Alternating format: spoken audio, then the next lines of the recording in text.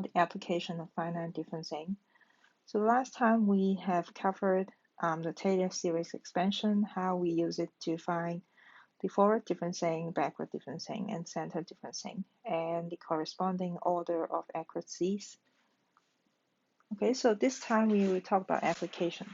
So before we actually talk about the application, I would like to talk a little bit about grid spacing. So what is a grid? If we talk about grid in space,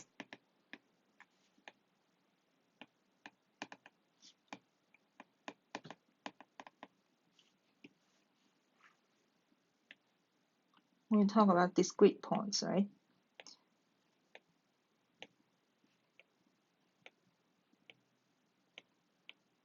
Okay, so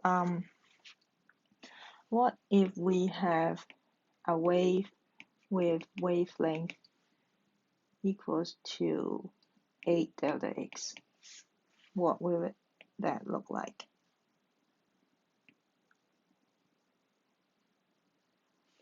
Okay, so this is what it will look like. And then here, distance between the adjacent points is delta x. Okay, and wave number, what is wave number? Wave number can be defined as the number of cycles over unit length, or it could be radian over unit length. Okay, so what is a radian? A radian is if you have a part of a circle and then this is the radius, and if this length is also r, this is 1 radian. Okay, so back to this case, the 8 delta x wave. So what is the wave number here? The wave number here is 1 cycle over 8 delta x, or 2 pi over 8 delta x. So the question we need to ask here, if we turn this into the discrete version in a model, the question we need to ask here is, what will the wave look like? Okay, so here in this case, we only have data at these points, right? And we could easily figure the shape of this wave because we have so many points within one cycle, right? Okay, so what if we have the next is 3 delta x?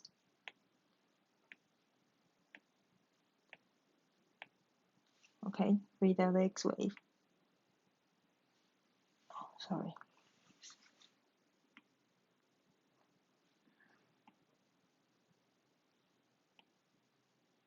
Okay, it should be looking like this. So the wavelength is 3 delta x. And then k equals to 1 cycle over 3 delta x, or k equals to 2 pi, because 1 cycle is 2 pi in radian. This is in radian over 3 delta x. Okay, so what is the representation here?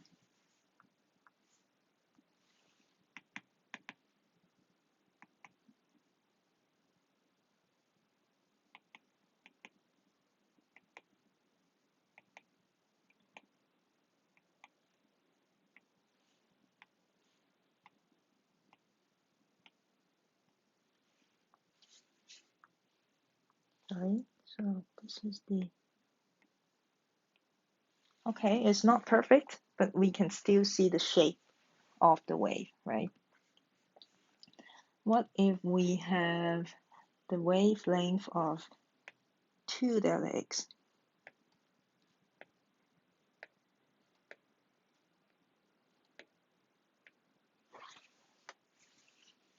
I'm sorry, my drawing is no good. Okay.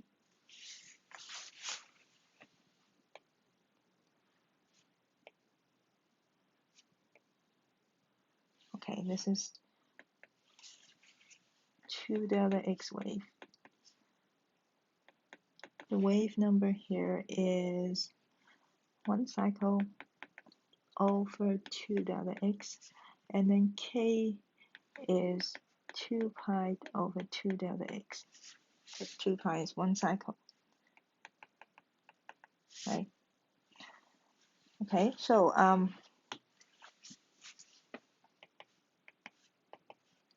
these are the points with the representations in the model. We don't have anything between the grid points, okay? So you see, the shape is still there, and you will see that this case is actually reaching maximum here. So this k, maximum k is reached.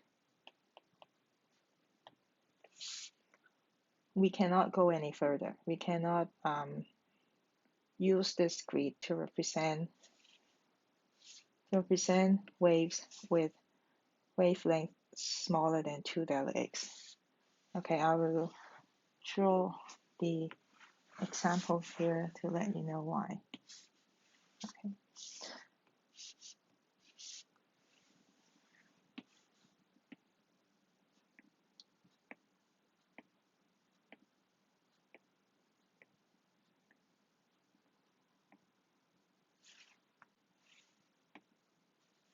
Okay, so what if we have waves with wavelength equals to delta x?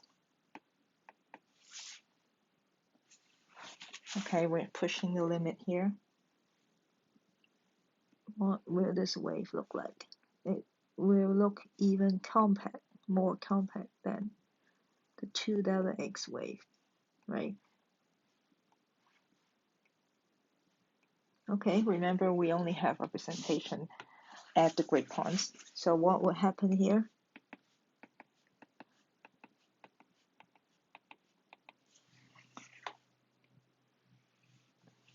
Okay, apparently the signals here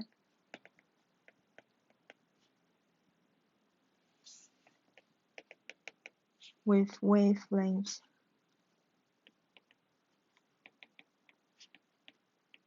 smaller than 2 delta x is not represented in here. They are not represented in this case. Okay, it will even be misidentified as signals with other wavelengths. I'll show you why.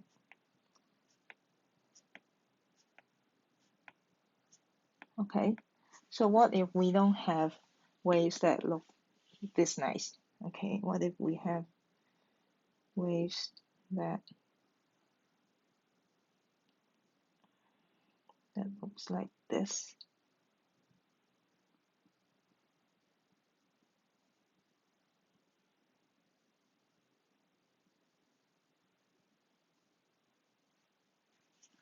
Okay, so what will be the representation here?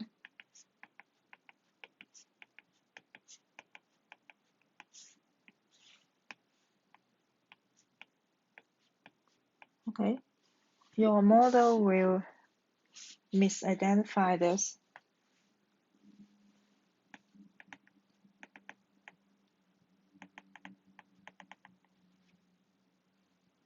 in longer wavelength signals.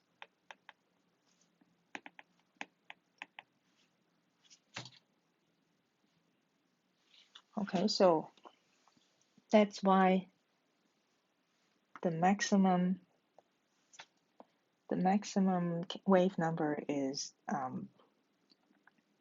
2 pi over 2 delta x, or the minimum wavelength should be 2 delta x.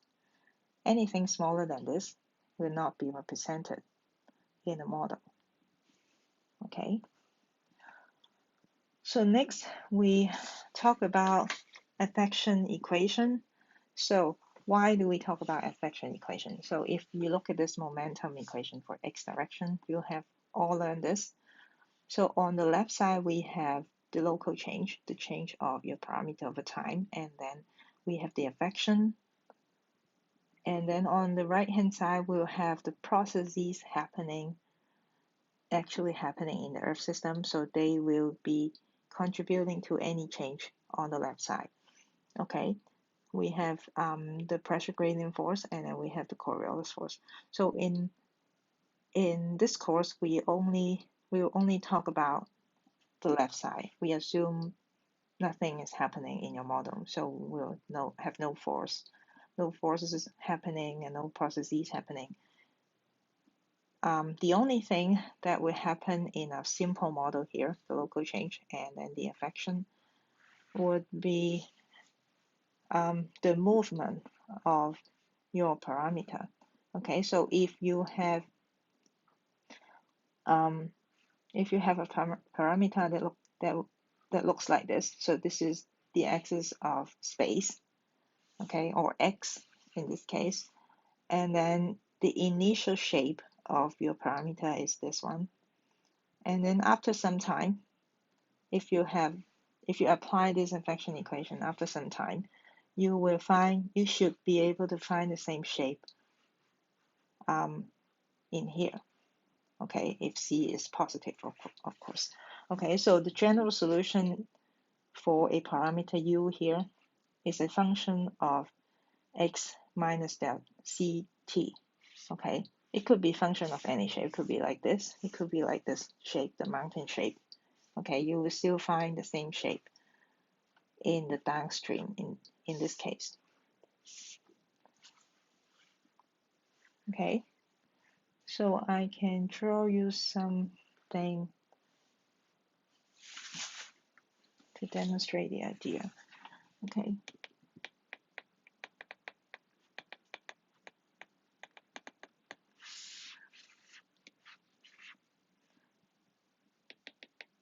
For some function,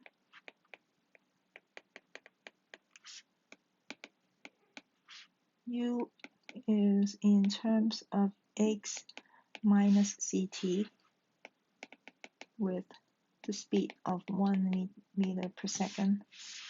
And then when time equals to 0, which we usually call in initial conditions or initial time, okay, and at x equal to 0, what would happen here? Okay, if we have 1, 2, and 3, okay, this is meter.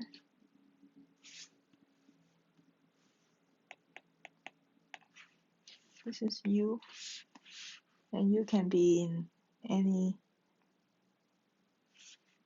unit. Okay, so if this is the shape of your function, so this is f, the function. So at x equal to 0, u equals to 0 because x is 0, minus c is 1, and then t is 0. Okay, and then it equals to 1 in here. Okay, and when time equals to 2, again, we draw the same graph.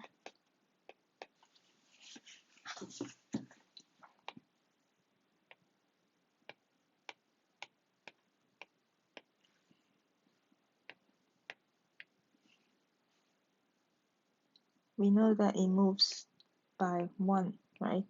Because 1 meter per second. This is 2 seconds. This is 1 second. Okay. At x equals 2, x equals to 1, which is here, u equals to f, because it's x equals to 1, so 1 minus c is 1, and t is also 1, which is the same value as this one, right? So we know that it's 1. So similarly,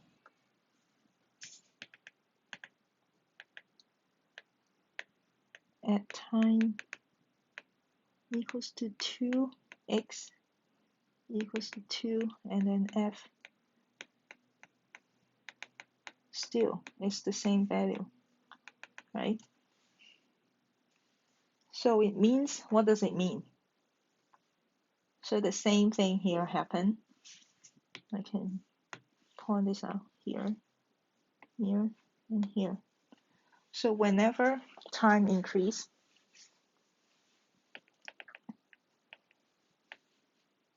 x has to increase to maintain the same shape.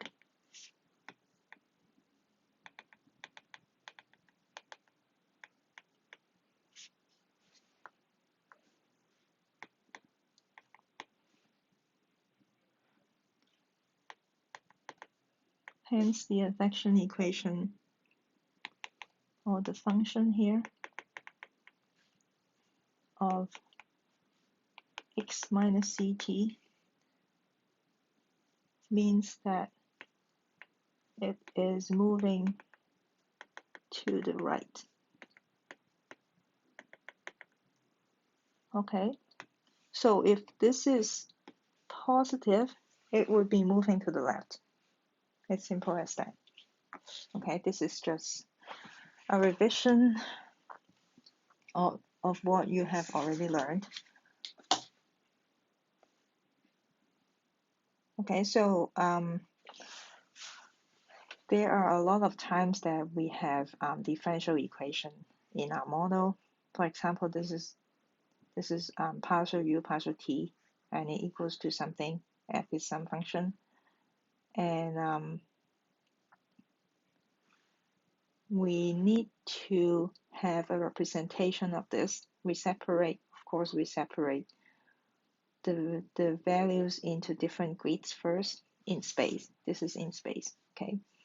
And the distance between each grid points, or the adjacent grid points, is delta x. And we have the solution of this differential equation should be u, right? We want to find u. So u should be in terms of the time step n here. This is a notation. This is the notation for the discrete version of u, okay?